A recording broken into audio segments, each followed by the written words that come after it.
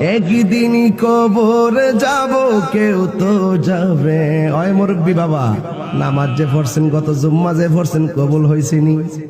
কইব হুজুর আমি জানি না। এর আগের জুম্মা যে পড়ছেন কবুল হয়েছিনি?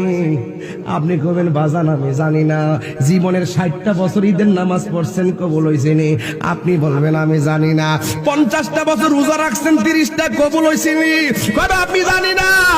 আপনি যে আজকে মাহফিলে আইছেন, কবুল হয়েছিনি?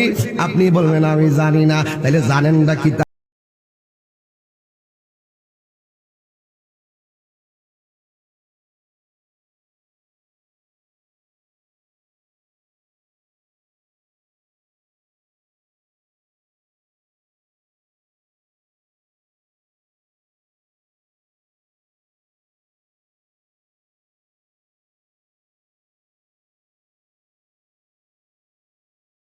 একদিন